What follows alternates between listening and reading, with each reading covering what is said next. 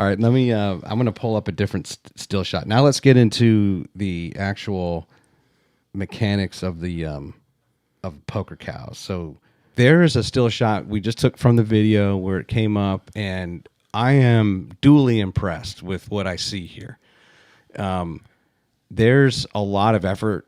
I know, like my brother's in the Hollywood unions, and I know that there's a tremendous amount of effort, and he's worked a lot with big podcasts, like really when podcasts were first starting, and designing and building sets and studio sets for some of the largest, podcasts where they have live 1 million, 1.5 million, 2 million viewers, things like that. And they're highly professionally, set up. And there's these forums that go on quite regularly where people, the creators, the designers, if you will, for the lighting, video, sound. And now we get into the software element, the Zoom, right? If you're going to use Zoom as the platform or whatever the underlying technology is that's serving up the ability to have all these webcams get tied in, they spend a tremendous amount of time talking about that and trying to improve it because they saw that as the future. So here we are now, we're in the future, and Bill Collins's Poker Cows represents an output of that, right? Or some of these test cases of, hey, can you do this, and can you really also make it look really professional, and can people play games with one another, right, using webcams? So, and do they want to? And do they want to? And that's I think a bigger question is, do people? It's an interesting situation because I know. Just make sure you get behind the mic.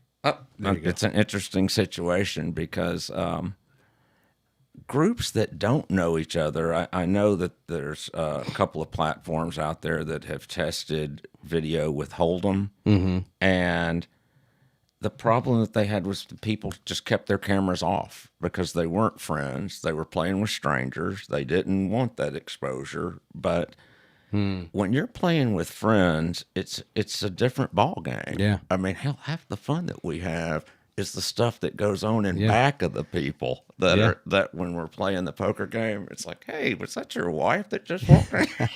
You got to make fun of whatever shirt they're wearing, or they didn't comb their hair. Absolutely. We have a lot of fun with the video. And so what we're looking at on the screen right now, I know earlier in 727, you had talked about an initial concept. Certainly this is a graduation from that, right? This is an advancement from there of what we're looking at. Absolutely. I guess my initial question is, who are all the people in there? I'm assuming these are friends, or they are the two in the upper left are friends. The others are actually actors that Activate brought in. I have a lot of video of me and my friends playing, but I think they wanted to. Yeah, that's cool. Yeah. Okay, and then what game are we looking at? That looks like Iron Cross with the 7-card Iron Cross, high-low. Correct. And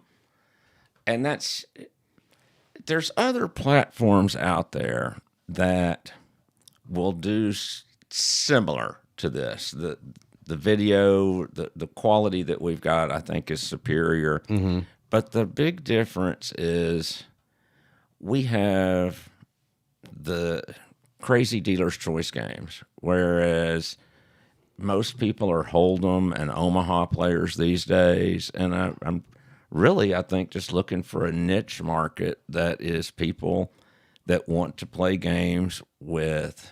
We have wild cards, which, as far as I know, there's no other online games that you can go to and play where you can designate wild cards and actually play games like Low Chicago, where low spade splits the pot with the high hand. A lot of these are what I would call, I guess, old school games. But it's an interesting platform for sure. Now, right now on this screen, I keep doing that. Sorry, too many buttons. Looks like everyone has paid $4. It's $4 to buy in. It's kind of, you see there on the right. It's probably easier for you. Yes. And no cards are revealed yet, so we're kind of at the starting point. Correct. What you're looking at right there is 6 players, and they have all anteed $1. So you can see at the top the $6 pot. Okay. And it has gone around the table, and everybody has checked in this particular video.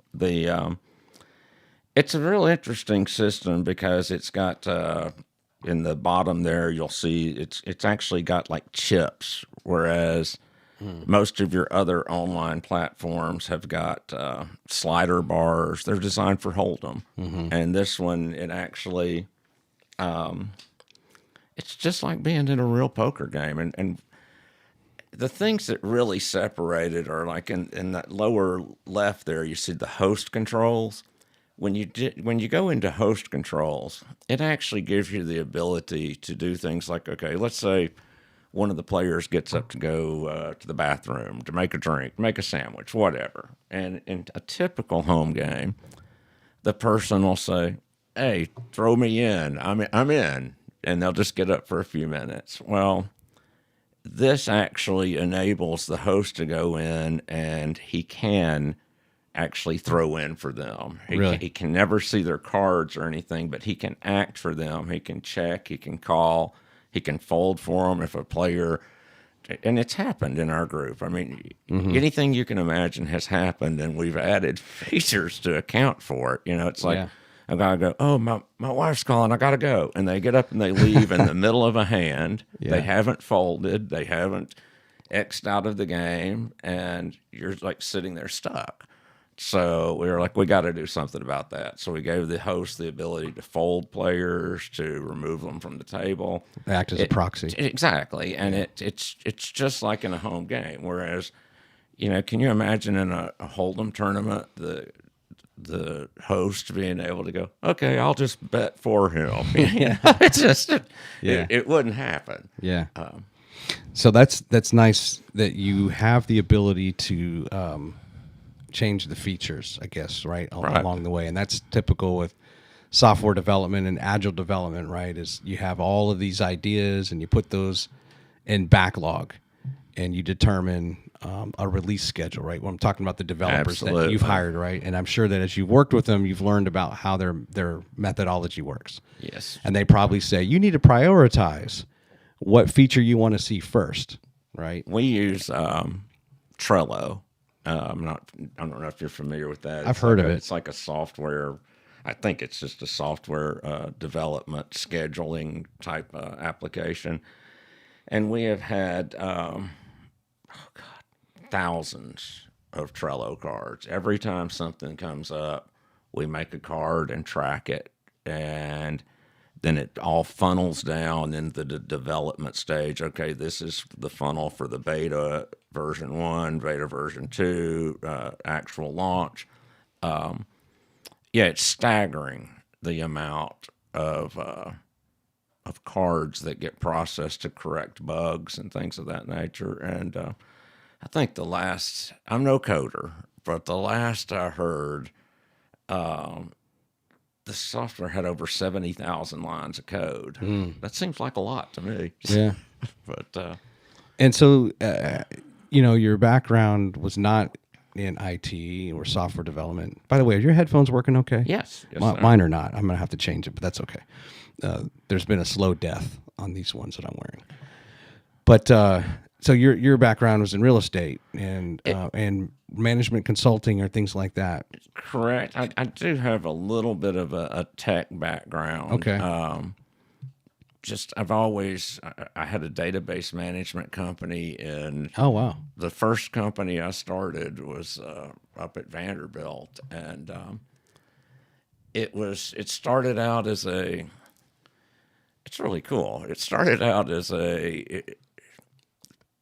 wanting to get term papers, getting papers typed up. I don't know how it works these days. In the old days, you paid somebody $1 a page and they typed up your paper for you. Well, because somebody gave you a handwritten exactly. And it needed to be typed. Yes, right. I mean that's the way it was in the old days. And I put an ad out, and this was when modems had first come out. This was late, early 80s, maybe 80, 81, something like that. Mm-hmm. And the old 300 baud modems. Mm-hmm. And I put an ad out, and I said, type from home and make money.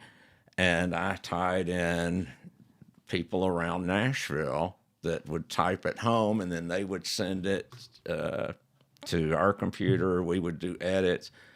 It was very difficult with the technology that was available at the time, but that actually morphed into we started doing a lot of resumes, and the next thing I knew, people were like, "Do y'all happen to have a list of tech companies XYZ that I can send my resume to?" Well, that led to us creating some databases, and heck, the next thing I knew, we were managing a doctor's list for Hospital Corporation of America and several other companies.